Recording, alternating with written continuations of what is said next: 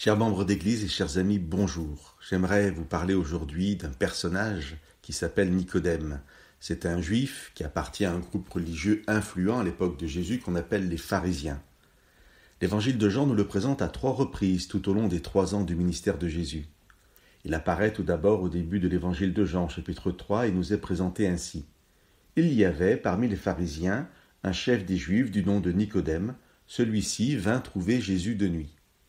Nicodème nous est présenté par son groupe d'appartenance, les pharisiens, ensuite par sa fonction de chef, et seulement après par son prénom. Nous voyons qu'il est impossible ici de dissocier Nicodème de son groupe religieux. Le deuxième passage, c'est le chapitre 7. Les pharisiens ont demandé aux gardes de leur amener Jésus, mais impressionnés par son enseignement, les soldats n'en font rien.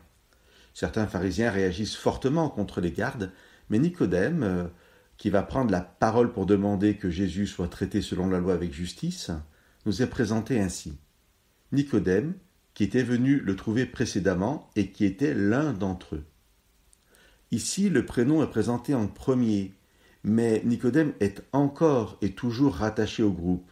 On ne peut pas l'en détacher. La dernière mention de Nicodème dans l'évangile de Jean est juste après la mort de Jésus au chapitre 19. Un autre pharisien, Joseph d'Arimathée, a obtenu la permission de s'occuper du corps de Jésus et Nicodème va l'aider. Jean nous dit « Nicodème, qui était d'abord venu le trouver de nuit, vint aussi en apportant un mélange de myrrhe et d'aloès. » Il n'y a ici plus aucune allusion au groupe d'appartenance. Nicodème est présenté par son seul prénom. On nous rappelle encore qu'il était venu la première fois de nuit, mais là, cet homme se positionne pour Jésus devant les yeux de tous, en plein jour. Il n'a plus honte d'être disciple de Jésus. Son appartenance au groupe est complètement abandonnée. Il aura fallu 3 ans à Nicodème pour se positionner. Mais dans l'évangile de Jean, quand Jean nous le présente, il n'y a aucun jugement de valeur de sa part. Dans nos vies, parfois, il n'est pas facile de se manifester comme disciple de Jésus là où nous vivons, par rapport à notre famille, par rapport à son travail ou par rapport à sa communauté. Chers amis, ayons à cœur de rencontrer personnellement Jésus.